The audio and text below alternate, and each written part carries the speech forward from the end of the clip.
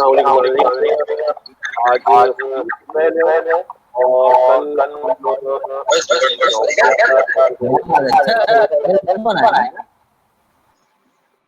जरा मैं इन लोगों की माइक्स बंद कर दूं। ठीक है, अच्छा तो 20 अप्रैल 2020 और हफ्ते के रोज जब हमने बात की थी तो सूरत-ए-हाल उस वक्त बिगड़ना शुरू हुई थी और अब 2 दिन यानी 48 घंटे गुजरने के बाद जब हम दोबारा इस वक्त आपके सामने बैठे हुए तो सूरत-ए-हाल पेशेंट्स के हवाले से मज़ीद खतरे की तरफ जाती हुई नज़र आ रही है कि मंडे आज है और सैटरडे 11 बजे यानी अब से ठीक 48 घंटे पहले जब हम बात कर रहे थे तो पाकिस्तान में कोरोना वायरस से मुतासरा मरीजों की तादाद 7,773 थी और आज ये तादाद 9,038 अफराद पर पहुंच गई है। यानी पाकिस्तान में इस वक्त जब हम बात कर रहे हैं तो 9,038 मरीज हैं, यानी गुज़श्ता 2 रोज में ये तादाद 1265 अफराद का इजाफा हुआ है मरीजों की तादाद में और ये बहुत बड़ा राइज है। अभी तक जो पाकिस्तान में जब से ये वबा आई है उसके बाद से ये राइज सबसे ज्यादा है और इसमें सबसे ज्यादा अफराद मुतासिर हुए हैं। 148 अफराद हलाक हुए थे जब हमने हफ्ते को बात की थी इस वक्त, और आज जब हम बात कर रहे हैं तो 181 अफराद हैं जो हलाक हो चुके हैं। यानी गुज़श्ता 2 दिन में 33 अफराद हलाक हुए हैं पाकिस्तान में इस मर्ज से और रिकवरी की तादाद 1832 थी और अब ये तादाद 1970 हो गई है। यानी 138 अफराद जो है वो रिकवर भी हुए हैं और डिस्चार्ज हुए हैं, रिकवर हुए हैं या डिस्चार्ज हुए हैं हॉस्पिटल से। तो ये अभी तक के स्टैटिस्टिक्स हैं और इस सूरत हाल में अब हुकूमत पाकिस्तान ने और हुकूमत सिंध की तरफ से भी लॉकडाउन में कुछ धोखे, वजीर आला मुराद अली शाह साहब ने उस दिन जब खिताब किया था प्रेस कॉन्फ्रेंस से और हाथ जोड़े थे तो उस वक्त उन्होंने ये कहा था कि लॉकडाउन में नरमी नहीं होगी, लॉकडाउन में सख्ती होगी। लेकिन अब जो सूरत हाल है, अब जो हम देख रहे हैं पीर के रोज से यानी आज सुबह से जो हम सूरत हाल देख रहे हैं उसमें हमें ये नजर आ रहा है कि लॉकडाउन न सिर्फ ये कि नरम हो गया, अब ना होने के बराबर है और लोगों की बहुत बड़ी तादाद घरों से भी निकल रही है, ऑफिसेज भी जा रही है, बाजारों का रुख भी कर रही है और बहुत सारे जो अपनी सोशल नेटवर्किंग है वो दोबारा से लोगों की स्टार्ट हो गई है। और अब जबकि वजीर आजम साहब ने 2 रोज कबल खुद ये बात कही कि मई के मिड में जो सूरत हाल होगी वो बहुत ज्यादा खतरनाक होगी, इसमें बहुत ज्यादा राइज आने का खदशा है। जो खदशा 20 से 25 अप्रैल का उन्होंने जाहिर किया था, उन्होंने खुद ये बात कही कि वो खदशा शायद मई के मंथ में, जो मई के मिड में शायद इसमें इजाफा होने का इम्कान है। अब सूरत हाल ये है कि खतरा भी बढ़ गया है, 15 पुलिस एहलकार भी इस मर्ज का शिकार हो चुके हैं। मैं सिंध की बात कर रहा हूँ, ओवरऑल पाकिस्तान की नहीं, सिर्फ सिंध की तरफ से, सिंध पुलिस की तरफ से ये आया है कि 15 पुलिस एहलकार उनके इस मर्ज से मुतासिर हुए हैं। पाकिस्तान के शायद इससे नंबर ज्यादा होंगे अगर ओवरऑल पूरे पाकिस्तान की बात की जाए। लॉकडाउन में अब ताजिरों की तरफ से भी उलमा हजरात से गुफ्तगू की गई, उनके साथ 20 नुकात पर इत्तफाक हुआ और उन्होंने ये फैसला किया कि अब क्योंकि रमजान का महीना आने वाला है तो उसमें इबादत में इजाफा होता है, नमाज तरावी होती है और दीगर इबादत होती हैं, तो नमाज तरावी भी होगी और जो हुकूमत SOP जारी करेगी, जो सोशल डिस्टेंसिंग के 6 फीट या 3 फीट, उस पर भी एक तनाज़ा चल रहा है कि 6 फीट की इजाजत है या 3 फीट की, वट जो भी है, लेकिन नमाज तरावी की इजाजत हुकूमतों की तरफ से दे दी गई है, वफाकी हुकूमत और सूबाई हुकूमत की तरफ से। और साथ ही ये कहा गया है कि जो SOPs हैं उनको फॉलो किया जाएगा और अगर किसी मस्जिद में इस SOPs को फॉलो नहीं किया गया तो हुकूमत कार्रवाई का इख्तियार रखती है। वो क्या कार्रवाई होगी इसके हवाले से अभी कुछ कहना मुमकिन नहीं है। दूसरा जो हुकूमत की तरफ से ये कहा गया है कि अगर सूरत हाल खराब होती है तो हुकूमत उस हवाले से फैसला कर सकती हैं। अब सूरत हाल किस हद तक खराब, इसका कोई पैमाना तय नहीं हुआ कि किस हद तक सूरत हाल खराब होगी तो फिर उसके ऊपर कोई अमल दरामद किया जाएगा। अभी ये पैमाना मुकर्रर नहीं किया गया और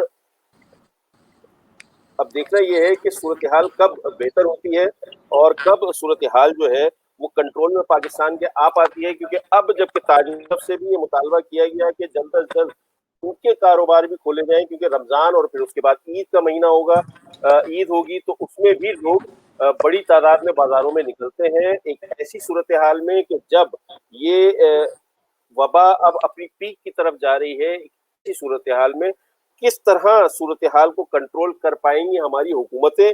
क्योंकि अगर लॉकडाउन खोला गया, जैसा कि कहा जा रहा है कि ताजिरों को 8 घंटे काम करने की इजाजत दी जाएगी और एसओपीज पर अमल दरामद होगा, तो किस तरह क्या हुकूमत जो मुतल्लिका हुकूमतें हैं, वो सूबाई हुकूमत हो या फेडरल गवर्नमेंट हो, क्या उनके पास वो अफरादी कुव्वत मौजूद है जिसके जरिए वो अपनी एसओपीज को इम्प्लीमेंट करा सकें आम बाजारों में, शॉपिंग मॉल्स में या दीगर जगहों पे? क्योंकि जो रमजान का महीना होगा उसमें ऑब्वियसली आखिरी 15 दिनों में रश बाजारों में ज्यादा होता है, लोग ईद के हवाले से शॉपिंग करते हैं और वही वो वक्त होगा जो पाकिस्तान में इस मर्ज का पीक का टाइम होगा। तो उस सूरत हाल में यह हिकमत अमली बनाई गई है, इस हवाले से अभी तक हुकूमत की तरफ से कोई बात भी सामने नहीं आई है। हुकूमत की तरफ से अभी तक सिर्फ यही खदशात का इजहार किया जा रहा है और लोगों को समझाने की कोशिश की जा रही है कि ज्यादा से ज्यादा वक्त अपने घरों के अंदर रहें और कोशिश करें कि किसी तरह इस बीमारी को अवॉइड करें, और उसको अवॉइड करने का सिर्फ एक तरीका है कि आप घर के अंदर रहें। हमारे साथ हमारे नुमाइंदे जो वर्जीनिया में मौजूद हैं, वर्जीनिया से अली इमरान साहब वो मौजूद होंगे और साथ ही हमारे साथ एक वर्किंग लेडी होंगी। उनसे ये पूछना है कि जो खवातीन है वो इस लॉकडाउन में घरों में क्या कर रही हैं, खासतौर पर वो खवातीन जो काम करती हैं, नौकरी पेशा खवातीन हैं जो अपने ऑफिस में जाती हैं। अब जब ये सूरत हाल पैदा हुई है कि लॉकडाउन की गुज़श्ता 1 माह से 1.5 माह से ये सूरत हाल है, क्या वो कोई प्रिकॉशनरी मेजर्स ले रहे हैं या वो लोग घर से निकलते हैं? खवातीन किस तरह इस बीमारी को लेती हैं, किस तरह सोचती हैं, उस हवाले से उनसे बात हमारे साथ होगी। आप लोगों को और सूरत हाल आपके साथ करूंगा कि सूरत हाल जो इस वक्त है आपके ये में नरमी हुई है, क्या मेरी आवाज ठीक हो रही है? ये जो सूरत हाल में नरमी हुई है इस वक्त, आपका क्या ख्याल है कि ये बेहतर है, ये तरीक़ेकार ठीक है और हुकूमत को नरमी करनी चाहिए लॉकडाउन में या अभी सख्ती की जरूरत है? अच्छा, आप मुझसे पहले पूछ रहे हैं? जी, आपसे पूछ रहा हूँ। ओके, सबसे पहले तो अस्सलाम वालेकुम, I hope you doing well. और जहाँ तक इस पूरी सिचुएशन में नरमी का सवाल है, तो जिस तरीके से, अब I am not following the news, तो इसलिए मुझे सही तरीके से पता नहीं है, लेकिन जो हेयर से है, जो मैं लोगों से सुन रही हूँ, मुझे जो लग रहा है कि सिंध में सिचुएशन जो है ना वो बहुत ज़्यादा बुरी होती जा रही है, तो नरमी नहीं करनी चाहिए थी। लेकिन देखिए, हर चीज़ के, how I see it is, there two sides of the story, right? तो अगर आप मेरा ओपिनियन जैसे अगर जानना चाह रहे हैं, तो मुझे लगता है कि मैं एससी ए या एससी बी से बिलोंग करती हूँ। तो मैं जो डेली वेज वर्कर्स हैं, जो ऐसे लोग हैं जो कि घरों से, जिनको बाहर निकल के काम करना उनकी मजबूरी है, जो कि वर्क फ्रॉम होम नहीं कर सकते, उनका ज़ाहिर है रोज़गार, उनका घर इस पूरी चीज़ पे चल रहा है और इस पूरी चीज़ से अटैच्ड है। तो उनके लिए तो ऑब्वियसली पॉसिबल नहीं है कि घर में काम करें। अभी जब आपने मेंशन किया था ना कि एक वर्किंग लेडी का आपने ओपिनियन लेना है और आपने ये देखना है कि किस तरीके से, मतलब एक वर्किंग लेडी जो है वो दिन अपना गुजार रही है, क्या कर रही है, तो मेरे उसी वक्त दिमाग में एक स्टार्क कहना चाहिए डाइकोटमी जिसको कहते हैं ना, वो मेरे दिमाग में आई थी। क्योंकि अगर मैं आपको अपना दिन बताऊंगी, अपने दिन के बारे में बताऊंगी, और मैं ये बताऊंगी कि मैं बहुत सी ऐसी चीज़ें करी हूँ जिनका शायद मुझे अपने वर्क स्केड्यूल के साथ टाइम नहीं मिलता करने का, और बहुत सारी, मतलब इस तरह की चीज़ें मेरी रूटीन में अब इनकॉर्पोरेट हो गई हैं। और फिर मैं दूसरी तरफ ये सोचती हूँ कि जो मेरे घर काम वाली आती है, जो मेरे घर पार्लर वाली आती है, या जो मेरे घर इस तरह की जो खवातीन आती हैं, जो वो खुद भी वर्किंग लेडीज हैं, उनके लिए ये रियलिटी जो है ना वो बहुत बहुत बहुत ज़्यादा डिफरेंट होगी।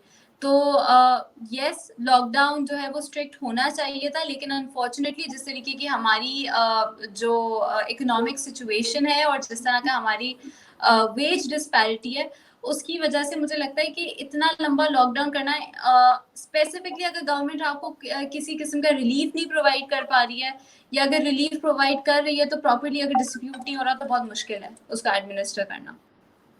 नहीं, वो तो ठीक है, लेकिन अब जैसे कि पीक टाइम आ रहा है, आपको भी पता है, इमरान खान साहब ने भी कहा है कि peak time mid of May में आएगा और मिड ऑफ मई एक्यूरेटली वो टाइम होगा जिस वक्त बाजारों में रश होना शुरू हो जाता है।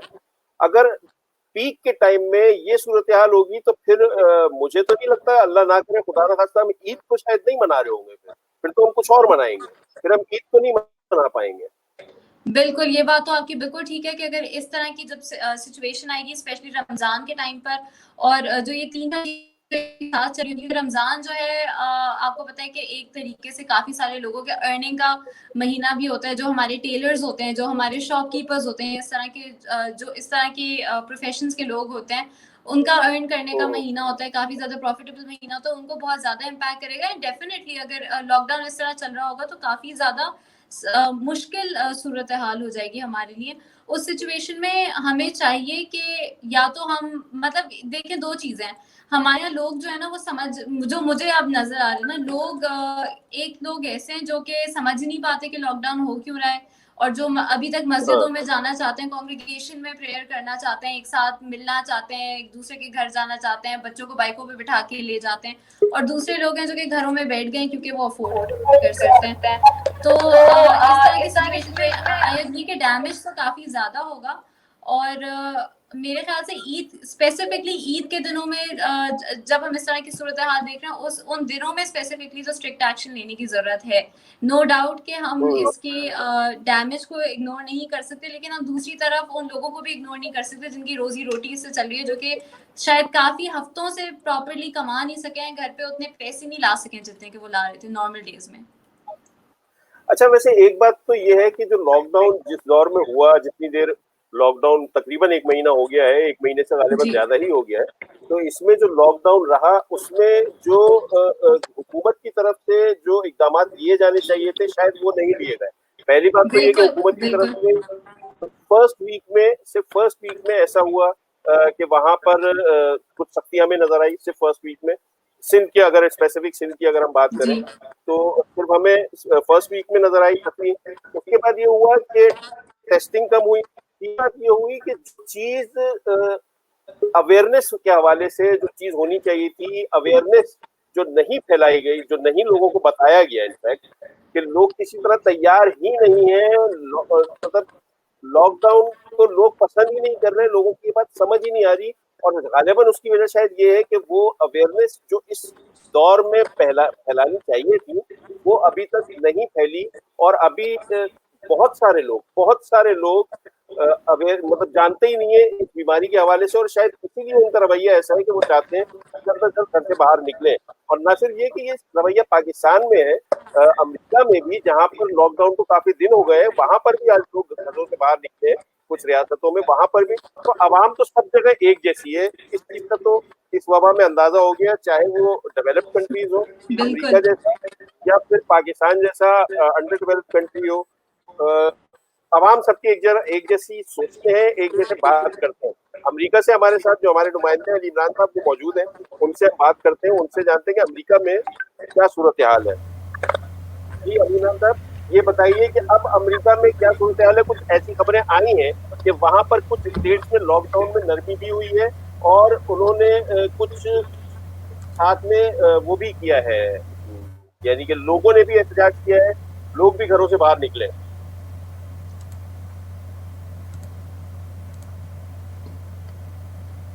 हाँ,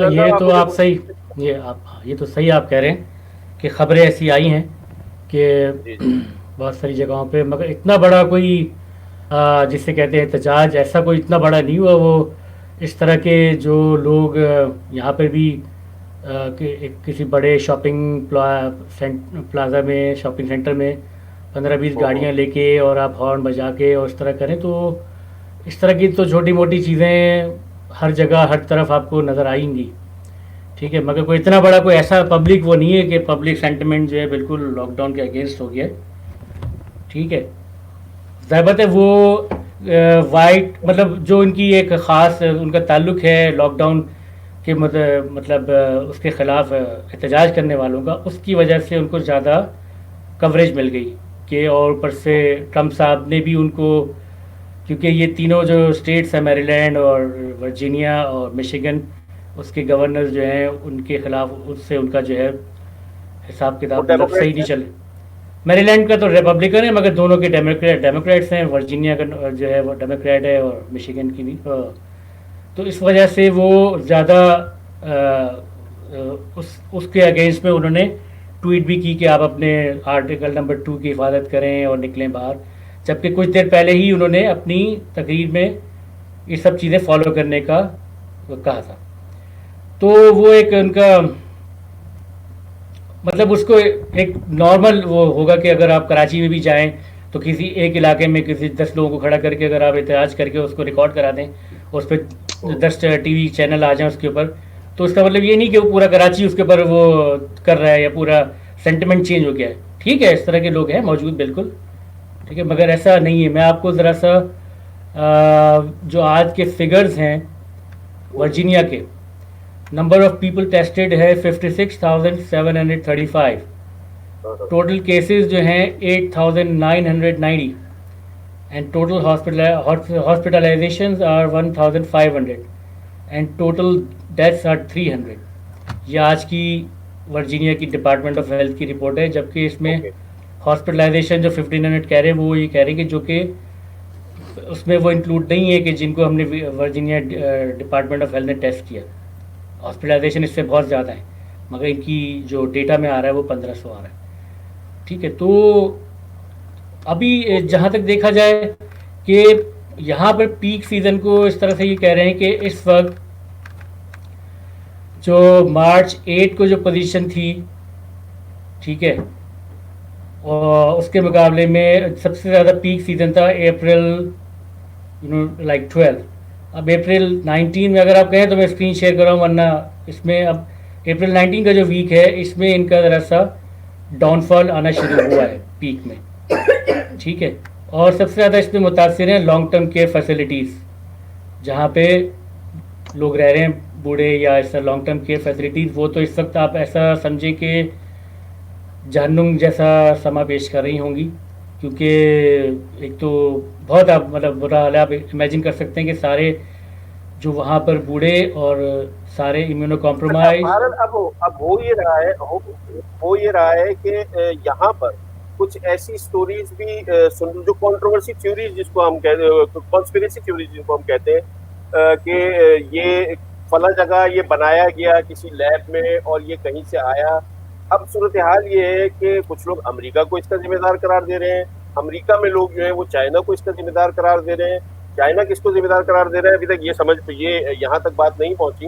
लेकिन पाकिस्तान में एक ये ख्याल डेवलप हो रहा है आहिस्ता आहिस्ता कि शायद ये कोई साजिश है, इस्तेमार की साजिश है, या आप इसको कह लें कि अमेरिका की साजिश है, और ये शायद अमेरिका की तरफ से चाइना के ऊपर कोई बायोलॉजिकल वेपन अटैक किया गया जिसका चाइना की तरफ से जवाब दिया गया।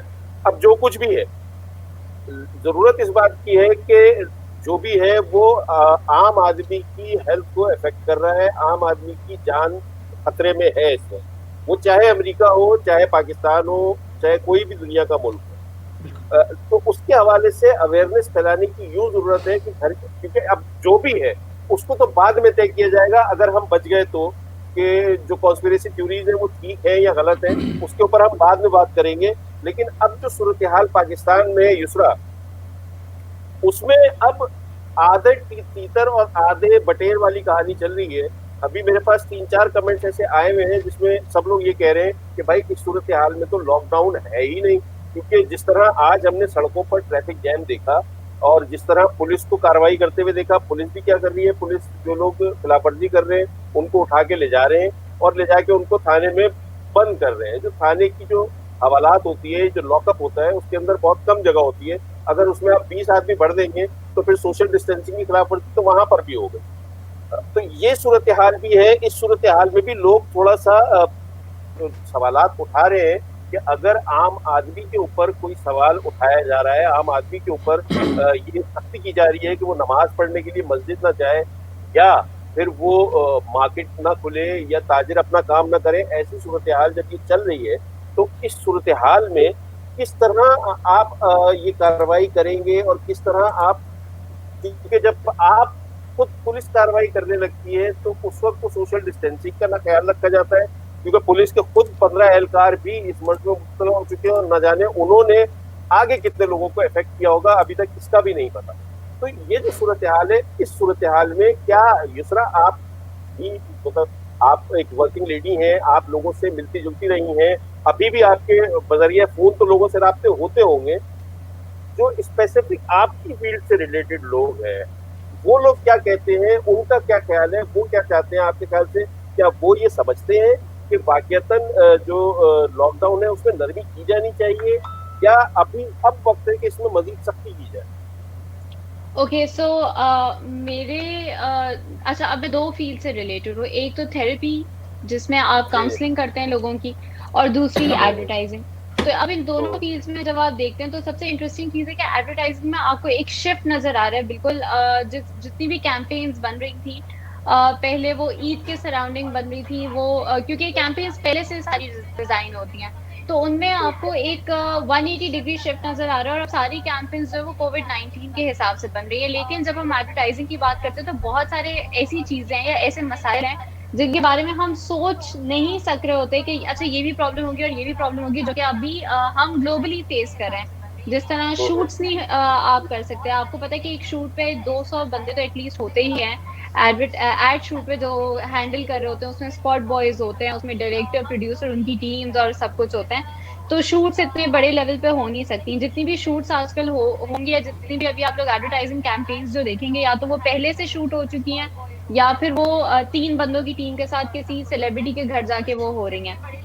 तो एडवर्टाइजिंग के हिसाब से तो काफी ज्यादा, जब आप प्रोडक्शन वाइज देखते हैं, क्योंकि it's like a business for everyone, right? जितना वो प्रोड्यूस करेंगे उतना ज्यादा रेवेन्यू एक ब्रांड को मिलेगा, उतना ज्यादा रेवेन्यू एजेंसी को मिलेगा, और जितने भी लोगों से अटैच्ड है उनको मिलेगा। तो वहां पे एक हम डाउनफॉल देख रहे हैं जो कि सोशल डिस्टेंसिंग की वजह से आया है। बट थैंकफुली क्योंकि एक ग्लोबल शिफ्ट है, तो इतना जो हम कहते हैं ना कि जो एक बहुत जोर से एक इम्पैक्ट पड़ता सिर्फ अगर पाकिस्तान में ये सिचुएशन होती और जगह नहीं होती वो, and then when brands are competitive, लेकिन ग्लोबल सिनेरियो है तो सबको इक्वली हिट पड़ा है और सब इक्वली इफेक्ट हो रहे हैं। तो डाउनफॉल जो है ना वो इस तरीके से थोड़ा सा सबसाइड हो गया है। एज अ काउंसलर ऑब्वियसली मैं जो है वो थेरेपी अभी नहीं कर सकती, या मैं थेरेपी सेशंस अभी नहीं कर सकती। जूम पर भी या ऑनलाइन भी थेरेपी सेशंस जो है वो इनकरेज नहीं किए जाते, क्योंकि आपको एक प्रेजेंस आपकी जरूरी है। तो वो थोड़ा सा जो है ना वो ज्यादा इम्पैक्ट हुआ है। मुझे लगता है उस फील्ड में मुझे लगता है कि ज्यादा इम्पैक्ट आया है। एंड दे वुड वांट, जो ऑर्गेनाइजेशन जिनके साथ मैं काम कर रही हूँ, दे वुड वांट कि वो जल्द से जल्द जो है वो अपने काम शुरू करें। लेकिन क्योंकि काम इस तरीके का है तो ये और जब तक सोशल डिस्टेंसिंग नेसेसरी होगी तो ना आप अपने क्लाइंट को या पेशेंट को आप किसी किस्म के रिस्क में डाल सकते हैं, और कोई भी नहीं चाहेगा कि अपने आप को किसी किस्म के रिस्क में डाले। तो it's a pandemic and it's a crisis. तो क्राइसिस की तरह सब डील कर रहे हैं। आप थोड़ा बहुत एक्सपीरियंस से कुछ लर्न करते हैं, कुछ एक्सपीरियंस से लर्न करते हैं और इम्प्रोवाइज करते हैं। तो लिटरली दोनों जगह मैं कहूँगी यही हो रहा है। हाँ, ये तो एक फैक्ट है। अब हुआ क्योंकि मैं खुद मीडिया इंडस्ट्री, आपको भी इल्म है इसका कि मीडिया इंडस्ट्री में ये रमजान का सीजन जो होता है बड़ा इंपॉर्टेंट होता है। इसमें ट्रांसमिशन होती है, इसमें प्रोग्राम्स होते हैं रमजान रिलेटेड। लेकिन कई जगहों पर क्योंकि पैमरा की तरफ से भी एक एडवाइजरी आई है, उसके अंदर उन्होंने कुछ शराइत रखी है कि जो लोग रमजान ट्रांसमिशन करना चाहें तो उसके लिए तरीक़ाकार क्या होगा। प्लस जो उसके अंदर से एक बहुत इंपॉर्टेंट एलिमेंट था गिफ्ट का, कि जी गिफ्ट देने हैं। जो वहाँ पर जो छोटे छोटे से वो होते थे, तकरीरी मुकाबले होते थे, ऑडियंस आती है, वो सब उस सब पे पाबंदी लग गई है। तो वो जो एसेंस था इन शोज का, मैं रमजान का नहीं कहूँगा, इन शोज का जो एसेंस था वो उसके अंदर लोगों की शायद लोगों का इंटरेस्ट ही बाकी नहीं बचेगा। क्योंकि बहुत कम लोग होते हैं जो मालूमात के लिए या इंफॉर्मेशन के लिए या किसी और चीज के लिए वो ट्रांसमिशन देख रहे होते हैं। उनकी तादाद गालिबन कम होती है निस्बतन उन लोगों के जो गिफ्ट वगैरह के हवाले से वो लोग देखना पसंद करते हैं। तो शायद इस दफा एक इम्पैक्ट ये भी पड़ेगा कि कई जगहों पे शायद अब इस दफा रमजान की ट्रांसमिशन नहीं होगी। अच्छा, जो कि मेरा ख्याल है कि अच्छा है, बेहतर है। ना बिल्कुल ये जो आप शिफ्ट की बात कर रहे हैं, आप एक शिफ्ट की बात कर रहे हैं जो कि पिछले साल के ट्रेंड से हम एक शिफ्ट देख रहे हैं। ये शिफ्ट सिर्फ मीडिया इंडस्ट्री में नहीं बल्कि हर एक सेक्टर में आएगा। क्योंकि आप देखें कि जितने लोग वर्क फ्रॉम होम कर रहे हैं उनमें से कुछ लोग हैं जिनको काम मिल रहा है, कुछ लोग ऐसे हैं जिनको जो प्रीडोमिनेंटली जो आपके वर्क स्ट्रक्चर में रिडंडेंट नजर आएंगे, जिनका कोई काम नहीं नजर आएगा। जैसे वो लोग जो फर्ज करें कि अगर किसी का लॉजिस्टिक्स का काम है या आने जाने का काम है जिसमें उनको फिजिकली प्रेजेंट होना है, और वो वर्चुअली या ऑनलाइन अपना काम नहीं कर सकते, तो उसमें भी हम देखेंगे कि काफी रिडंडेंसी नजर आएगी और फिर उसके बाद काफी ज्यादा हमारी जॉब मार्केट इम्पैक्ट होगी। काफी सारे ऐसे लोग होंगे जो कि अनएम्प्लॉयड हो जाएंगे, क्योंकि अगर आपका एक काम है और मैं आपका और अपना काम दोनों का कर सकती हूँ, तो वो फिर जो इस तरह के लोग हैं जो जिनके काम जो वो अगेन रिपीट हो रहे हैं, उनमें भी हम एक डाउनफॉल देखेंगे। तो अगर इस हिसाब से देखा जाए तो हमारी इकोनॉमिक सिचुएशन काफी ज्यादा आने वाले दिनों में इम्पैक्ट होगी, और ये ट्रेंड जो है मुझे लगता है कि एटलीस्ट ईयर तो हमें बहुत जोर से हिट करेगा फॉर ईयर।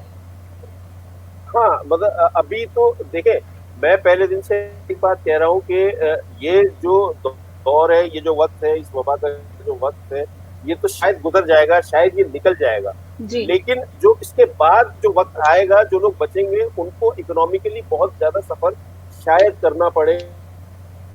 सूरत हाल शायद उस हवाले से ज्यादा बेहतर ये कि हुकूमतें जो भी पूरी दुनिया, क्योंकि पूरी दुनिया के अंदर है ये, तो पूरी दुनिया में एक इम्पैक्ट उसका आएगा इकोनॉमिकली। पाकिस्तान क्योंकि ऑलरेडी एक प्रॉब्लम में है, वैसे ही इकोनॉमिक कंडीशंस पाकिस्तान की इतनी ज्यादा अच्छी नहीं है, तो हुकूमतों को ये भी चाहिए कि उसके लिए भी आज से ही कुछ प्लानिंग करना शुरू करें, ताकि उस सूरत हाल में कुछ बेहतर हम रास्ता निकाल सकें। जो आज जैसे हम बात कर रहे हैं कि लॉकडाउन की सूरत हाल में गरीब आदमी को राशन पहुंचाना या उसकी मदद इमदाद करना, जो डेली वेजर है उसकी प्रॉब्लम, उन सब चीज़ों के ऊपर अगर हम आज बात कर रहे हैं, तो अगर ये वबा जब भी ख़त्म होगी, उसके बाद फिर हम बात उन लोगों की करना शुरू कर देंगे जो लोग इस वबा के बाद बेरोजगार होंगे। क्योंकि सेठ भी तो सियाना है ना भाई। देखिए, बात यह है कि वर्क फ्रॉम होम ने सेठ को भी एक मौका प्रोवाइड किया है कि उसको ये अंदाजा हो गया कि यार ये काम तो घर से भी हो सकता है, इसके लिए मैंने इतना बड़ा ऑफिस क्यों खोला हुआ है। बहुत सारे काम ऐसे हैं जिसमें लोग अब तो फिर उसके अंदर कॉस्ट कटिंग होगी, उसके अंदर वो बोलेगा कि यार ये तो मैं इतने लोगों के साथ कर सकता हूँ काम। तो ये सारी सूरत हाल डेवलप तो होगी। जरूरत इस बात की कि उस सूरत हाल को बेहतर किया जा सके। अली इमरान साहब, वहां पर हमारे यहाँ तो हम लोग तो टेक्नोलॉजी के हवाले से काफी अभी पीछे हैं अमेरिका से। वहां पर क्या लोगों का रिएक्शन है वर्क फ्रॉम होम पर, और आप क्या समझते हैं कि इस सूरत हाल के बाद आप निकल जाएंगे इस सूरत हाल से, तो वहां पर क्या सूरत हाल होगी? जो लोग अभी वर्क फ्रॉम होम कर रहे हैं, क्या वो इसके बाद भी वर्क फ्रॉम होम करते रहेंगे तो ऑफिस जाएंगे? और वहां पर जो इकोनॉमिक इम्पैक्ट आएगा इसका, उसके बारे में भी कुछ बताइए। जी, सबसे पहले तो मैं इनकी बात को सेकंड करूँगा, खातून की, कि बहुत ज़्यादा चेंजेस आएंगी, ठीक है। और अभी यहाँ पर पाकिस्तानी कम्युनिटी में या वैसे भी अभी भी पाकिस्तानी या लोग जो हैं, जो आईटी रिलेटेड जॉब्स हैं, वो ऑलरेडी वो वर्क फ्रॉम होम वैसे ही कर रहे थे। पहले पिछले अगर एक साल पहले अगर ट्रेंड देखा जाए तो 20% कंपनीज जो हैं अलाउ करती थी, या उनको वो था कि वर्क फ्रॉम होम, मैं बेसिकली आईटी वालों की बात करूँ, कि वो अलाउ करें या जो भी रिमोटली कर सकते हैं। मगर अब आप ये समझें कि इस पेंडेमिक के बाद सूरत हाल ये हो जाएगी, क्योंकि अभी भी लोग आईटी सपोर्ट सर्विस और इस तरह के जितने भी रिमोटली जो काम किए जा सकते हैं ऑनलाइन, वो सब लोग ऑन जॉब है, उनको पे मिल रही है और ऑन जॉब है माशाल्लाह से, और उनमें कोई भी उनको जॉब का लॉस नहीं हुआ। तो बिल्कुल अब आगे चलकर अब तो आपकी बात भी बिल्कुल सेकंड करूँगा कि बहुत सारी चीज़ें अब लोगों को पहले भी एहसास था। मैं पिछले मतलब जब पाकिस्तान में भी था, काफ़ी अरसे से मैं इस चीज़ पर ज़ोर देता रहा हूँ कि हमें अपनी प्रायोरिटीज़ चेंज करनी पड़ेंगी, हमें अपनी कैपेबिलिटीज़ को अपडेट करना पड़ेगा। अब जो शख्स इन चीज़ों को अडॉप्ट नहीं करेगा, इन चेंजेस को अडॉप्ट नहीं करेगा, अगर इसको आगे फॉलो नहीं करेगा, तो नेक्स्ट ईयर उसकी इस जॉब मार्केट में जगह नहीं रहेगी। वो रिडंडेंसी में आ जाएगा, रिडंडेंट हो जाएगा, उसको वो बेकार हो जाएगा, वो किसी काम का नहीं रहेगा। क्लाउड कंप्यूटिंग और सारी टेक्नोलॉजीज़ ने जो टेक्निकल वर्ड है, टेक्नोलॉजिकल वर्ड जो है, वो इतनी तेज़ी के साथ चेंज किया है और अभी आगे भी चेंज होगा। और अब इसकी वजह से, जैसे कि ये टेक्नोलॉजी से हम कर रहे हैं बात, ठीक है, ये अब इस तरह की बहुत सी चीज़ें और आएंगी। जूम जो है वो इतना आगे, और इस तरह जो कॉन्फ्रेंस कॉलिंग और मीटिंग और वेबिनार्स वगैरह का ट्रेंड जो पहले कम था, अब वो ज़्यादा हो जाएगा। तो हमें जो लोग इस चीज़ में हैं, या जो टेक्नोलॉजी को फॉलो कर रहे हैं, या जो अपने आप को अडाप्ट कर रहे हैं, या जो चेंज कर रहे हैं, वो सर्वाइव करेंगे। अब आगे बाकी लोगों का सर्वाइवल बहुत मुश्किल हो जाएगा। मैं एक छोटी सी एग्जांपल दूंगा, ज़रूरी नहीं है कि हम गवर्नमेंट की तरफ देखें और बड़े बड़े काम करें, लाखों करोड़ों के काम करें। मैं अगर आपको एक हमारी यहाँ पे पाकिस्तानी खातून हैं, मतलब बहुत सारे एग्जांपल्स हैं, मैं एक उनका एग्जांपल देना पसंद करूँगा कि वो अगर आप कहें तो मैं 1 मिनट के लिए आपकी स्क्रीन शेयर करके आपको दिखाता हूँ मैं कि वो यहाँ पाकिस्तान में भी ये काम हो सकता है बहुत आराम के साथ। और अब डिज़ाइनिंग में, फैशन डिज़ाइनिंग में या इस तरह, क्योंकि यहाँ पर तो अब ये रहेगा मास्क पहनना और डिस्टेंसिंग, सोशल डिस्टेंसिंग और ये सब चीज़ें यूएस की हद तक तो रहेंगी। अब ये अब आप ये नहीं जाती हैं, अब साल 2 साल तक तो नहीं जाती कहीं भी, ठीक है ना। तो मैं एक आपको एक छोटी सी चीज़ दिखाता हूँ, एक अगर हो जाए वो।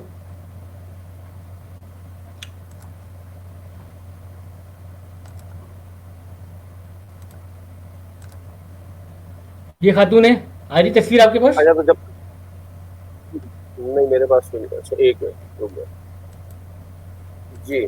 ये मास्क बना रही हैं, स्विंग सिखा रही हैं, ठीक है, and she is making good money and community की हेल्प भी कर रही हैं।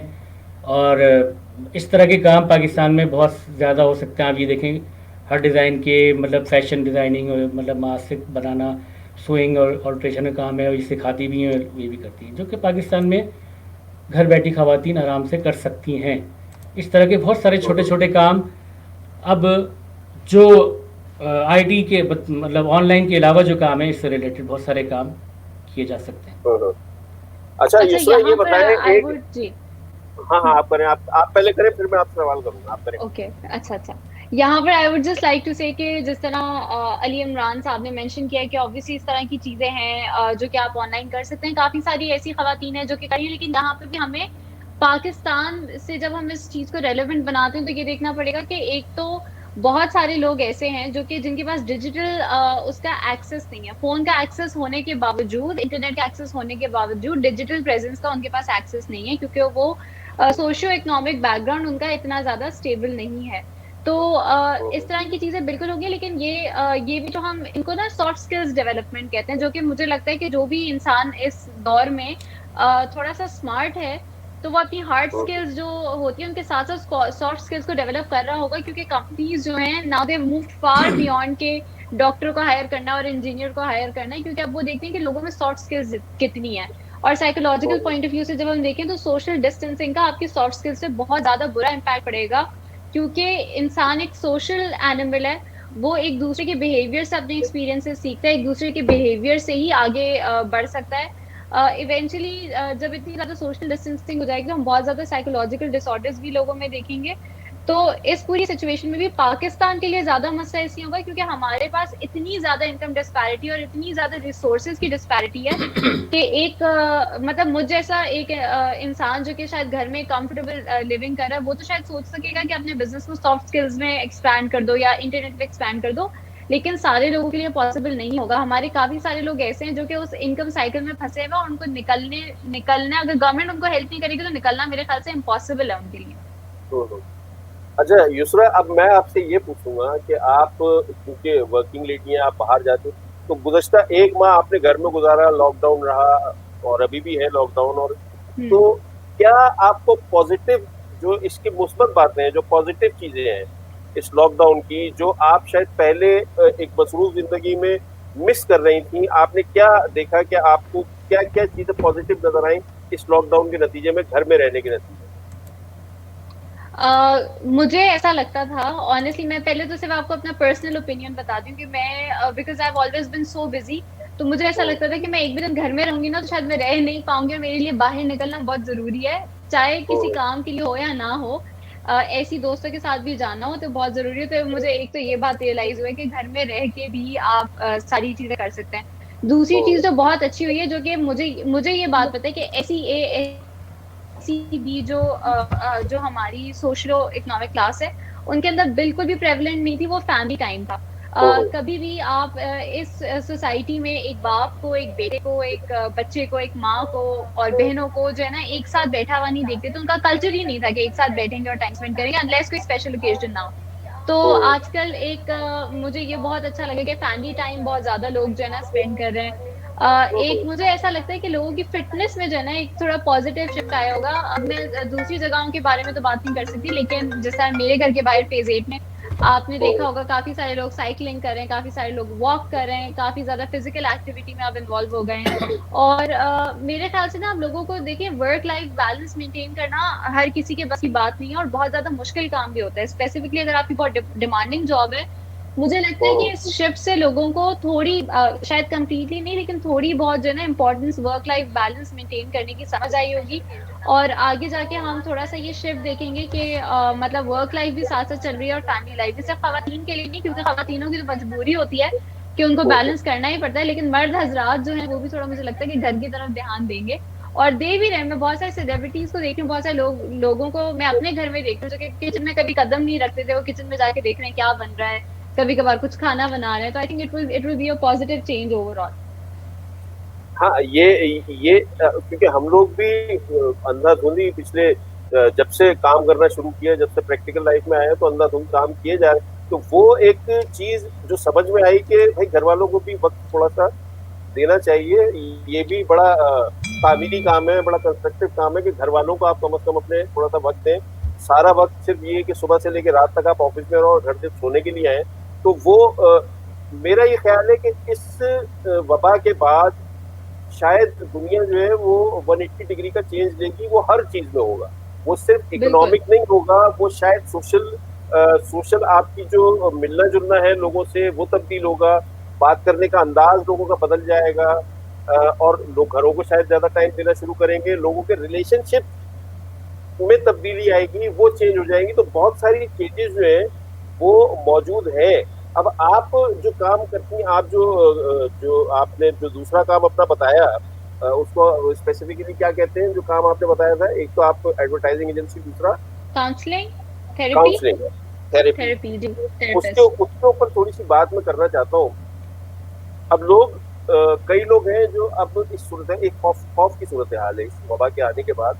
पूरी दुनिया में खौफ की सूरत हाल है, हमारे यहाँ भी है। हमारे यहाँ लोग कुछ बताते नहीं है, थोड़े से टार्जन तबीयत के लोग हैं हम लोग, तो हम लोग बताते नहीं है, डरते हम हैं अंदर से, बट बताते नहीं है। सूरत हाल ये है कि कई लोग इस चीज से अब इस हद तक खौफजदा हो चुके हैं कि वो लोग अगर अपने अंदर सिम्टम्स देख भी रहे हैं इस बीमारी के, तो वो इस डर की वजह से किसी को शायद नहीं बता रहे कि लोग उनसे मिलना जुलना छोड़ देंगे और उनकी फैमिली से मिलना जुलना छोड़ देंगे। और इसलिए कई लोग शायद वो सिम्टम्स जाहिर होने के बावजूद भी इस हवाले से ना डॉक्टर से रब्ता कर रहे हैं, ना गवर्नमेंट से रब्ता कर रहे हैं। तो ये कैसे समझाई जाए लोगों को कि भाई देखें, बीमारी से आप जो भी आपको नफरत है वो करें, बीमार से ना करें नफरत।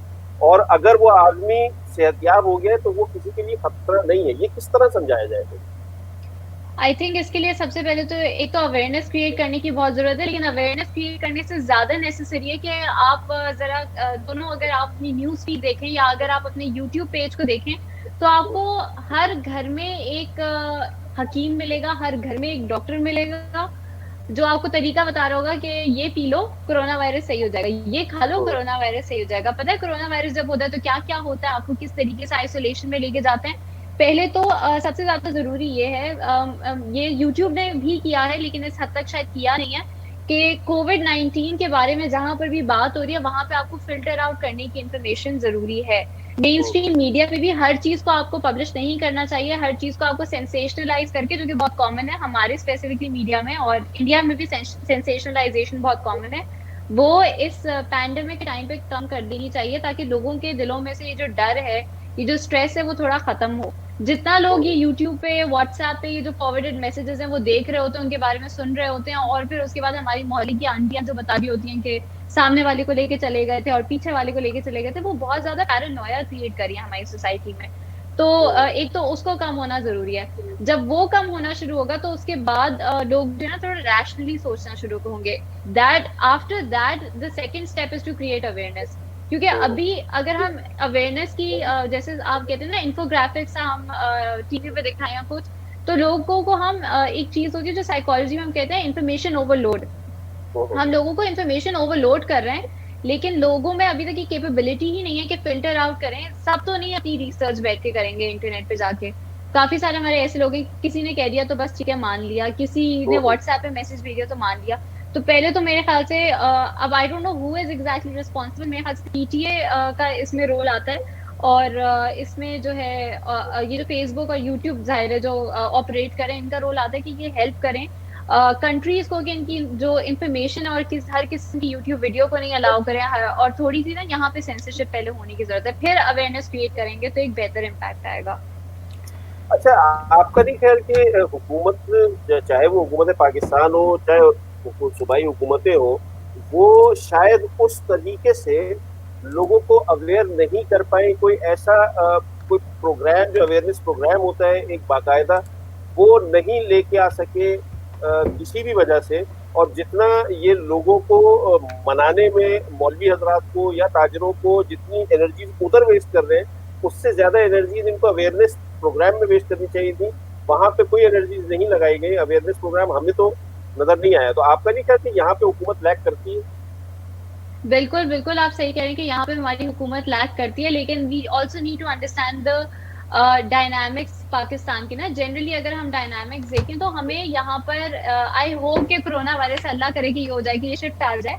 अब मैं कह नहीं सकती कि आ सकते हैं नहीं, लेकिन यहाँ पर बड़ा मतलब आप खुद देखें, अब काफी ज्यादा कल्चर कम हो गया, लेकिन फिर भी बहुत प्रेवलेंट है कि अगर मुझे पुलिस ने रोका तो मैं सबसे पहले कहूंगी कि आप जानते हैं आपने किसको रोका है, आप जानते हैं कि मैं कौन हूँ।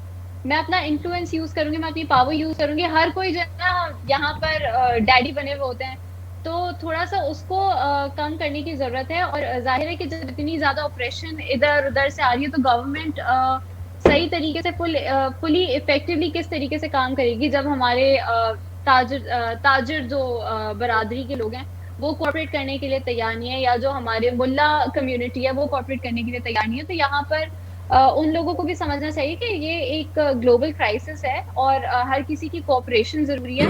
और अगर वो कोऑपरेट नहीं करेंगे तो हम गवर्नमेंट से एक्सपेक्ट नहीं कर सकते कि वो इन सारे मसाइल को छोड़ के पहले अवेयरनेस के प्रोग्राम्स बनाएं, क्योंकि ये सारे मसाइल इस कदर हमारे यहाँ प्रेवलेंट है कि अगर किसी एक स्ट्रॉन्ग ग्रुप ने कह दिया ना कि नहीं जी ये कोरोना वायरस तो भाई कुछ भी नहीं है और ये तो सब फेक है, और चले अब हम सब जो है ना एक साथ मिलकर यहाँ पे जलसा कर दें, और वो हो जाए तो उससे बहुत ज्यादा डैमेज हो सकता है। और आपको पता है कि हमारे लोगों की अवेयरनेस और फिर ज़्यादा इंटेलेक्ट इतना उस लेवल तक नहीं है, एजुकेशनल लेवल उतना नहीं है कि वो डिफरेंशिएट कर पाए। बहुत हाई लेवल का हमारा इंटेलेक्चुअल लेवल आपको अंदाजा है कि कितना है। अली इमरान साहब, वहां पर अमेरिका में तो इन चीजों को बहुत ज्यादा देखा जाता है। लाइक अगर पुलिस भी घर पे आ जाए या कुछ ऐसा कोई इंसिडेंट हो जाए तो साइकियाट्रिस्ट आ जाता है आपको ईज आउट करने के लिए, आपकी जहनी हालत कैसी है क्या नहीं। मतलब ये हमने देखा है, हमने तो खैर फिल्मों में देखा है, आप तो वहां बैठे हुए हैं तो आप इसको एक्सपीरियंस करते होंगे कि वहां पर इस तरह होता है। तो वहां पर क्या कोई इस तरह का जो इसके नफ्सियाती असरात लोगों के जहनों पर पड़ रहे हैं इस वबा के, उसके हवाले से क्या वहां की हुकूमतों की तरफ से अभी कोई काम शुरू किया गया है, या क्योंकि वहां का सिस्टम ऐसा है तो वो ऑटोमेटिकली हो जाता है? देखिए जी, यहाँ पर तो इंटरनेट का यूसेज ज़्यादा है, एडवाइजरी जारी की जाती है। मैं एक एग्जांपल दे रहा हूँ आपको कि इस पर वर्जीनिया डिपार्टमेंट ऑफ हेल्थ की तरफ से उन्होंने एक पूरा चार्ट पोस्ट किया हुआ है अपनी वेबसाइट पर। उन्होंने कहा भाई treat the symptom with non prescription medication and call ahead before visiting a doctor. ठीक है, ज़रा सी बात पे आपको ज़रा हुई, आप फ़ौरन जो अस्पताल ना दौड़ें। उन्होंने पूरी एक बताई लिस्ट कि जी फीवर अगर हेडेक हो तो आप टाइलेनॉल लीजिए और या एडविल लीजिए, सोर थ्रोट हो तो कॉफ ड्रॉप लीजिए, ये दवा लीजिए। मतलब उन्होंने सब बताई हैं। प्रोडक्टिव कॉफ हो, वेट कॉफ विद म्यूकस तो रोबिटासिन या म्यूसिनेक्स लें, ड्राई कॉफ विदाउट म्यूकस तो डेल्सिम लें, बहुत प्रोडक्टिव एंड मैं बात कर रहा हूं, हाँ मैं उसी तरफ आ रहा हूँ। पोस्ट बीमारी जो लोग सेहतयाब हो रहे हैं जी जी, उनसे वहां के लोगों का रवैया कैसा है, पहली बात। और दूसरा ये कि क्या वहां पर कोई ऐसी कैंपेन चलाई जा रही है जो इन लोगों के जो लोगों के ऊपर नफ्सियाती असरात हो रहे हैं इस बीमारी के, उस हवाले से?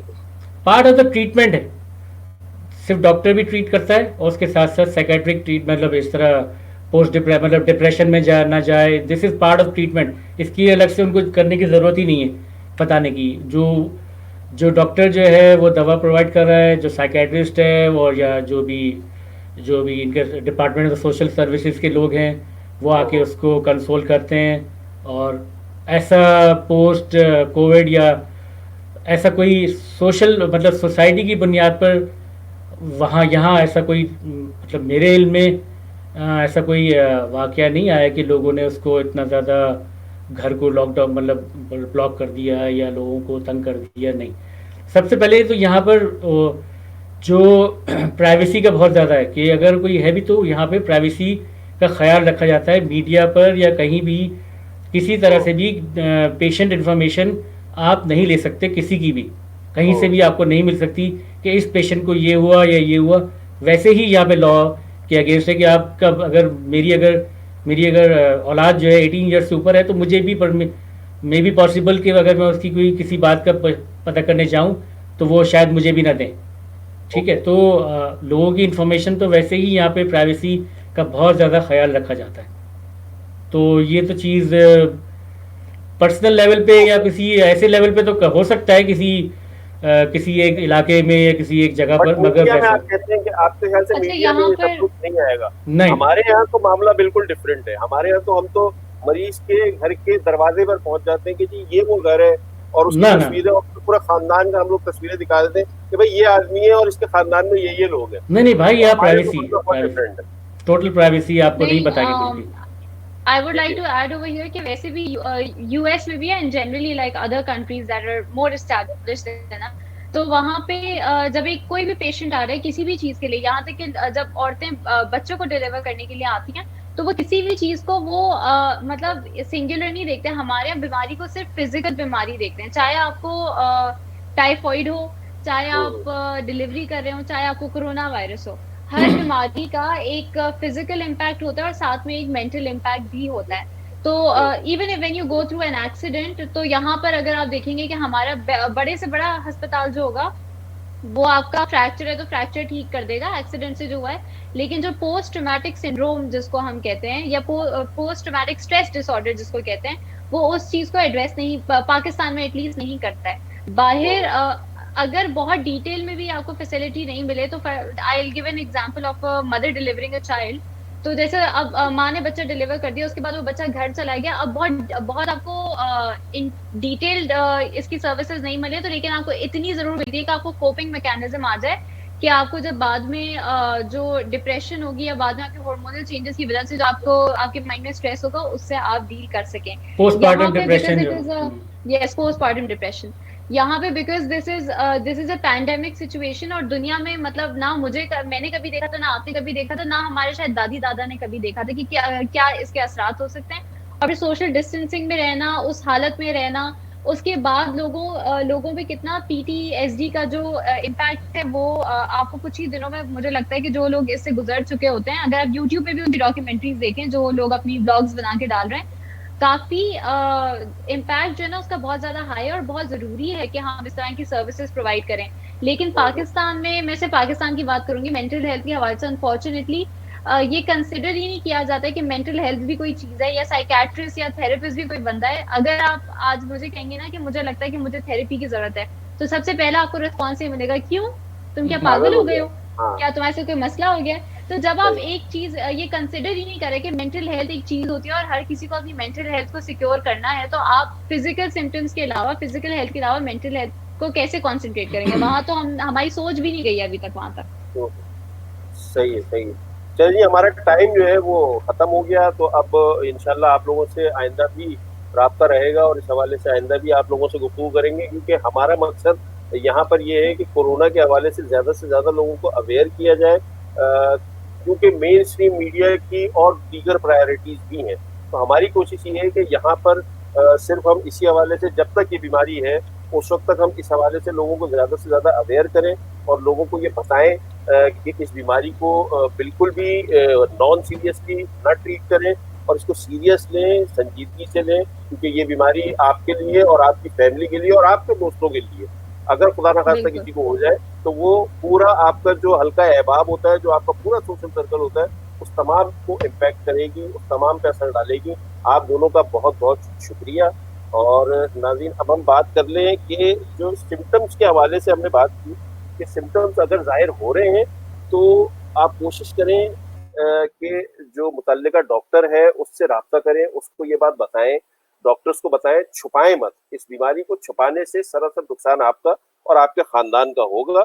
सिम्टम्स अगर जाहिर हो रहे हैं तो जो आसपास के लोग भी हैं वो प्रिकॉशनरी मेजर्स लेकर वो मिल भी सकते हैं, वो सब कुछ है, लेकिन अगर कोई आदमी इस बीमारी में मुब्तला होने के बाद सेहतियाब हो जाता है, जो कि बहुत ज्यादा तादाद में लोग हैं जो सेहतियाब हुए हैं, आलमी सतह पर भी मरने वालों की तादाद कम है, क्रिटिकल लोगों की तादाद कम है, जो सेहतियाब लोग हैं उनकी तादाद ज्यादा है। तो अगर कोई आदमी सेहतियाब होके आपके साथ आके बात करता है तो वो किसी भी किस तरह आपको इन्फेक्ट नहीं करेगा, आपको वो बीमारी ट्रांसफर नहीं करेगा। तो जरूरत इस बात की है कि जो लोग सेहतियाब हो रहे हैं उनको भी नफ्सियाती तौर पर तनहा करने की, उनको वैसे अगर आप तनहा करेंगे तो वो नफ्सियाती अमराज का भी शिकार हो सकते हैं।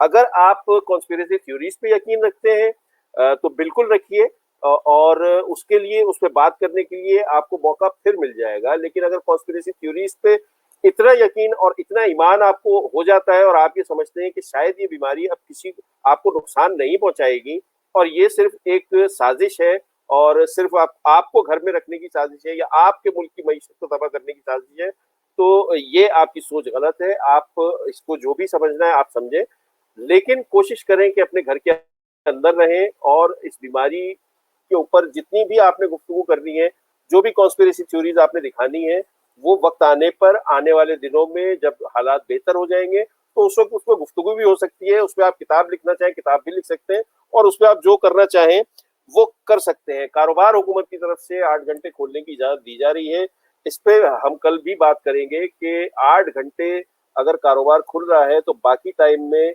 मतलब उस 8 घंटे में क्या ये बीमारी फैलेगी नहीं, इस बात की कोई इसके लिए कोई मैकेनिज्म तय किया गया है कि अगर 8 घंटे आप लॉकडाउन खोलेंगे, मार्केट्स 8 घंटे खुलेंगी तो उस 8 घंटे में ये बीमारी ने वादा किया है कि ये बीमारी जो है ये फैलेगी नहीं।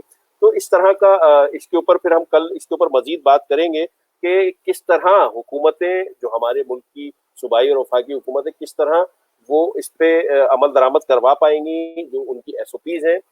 इसके हवाले से हम मजीद कल बात करेंगे। कल मजीद लोगों से भी दीगर ममालिक में जो वहाँ पाकिस्तानी हैं उनके हवाले से भी बात करेंगे। आज के शो से हमें इजाज़त दीजिए। खुदा हाफिज़।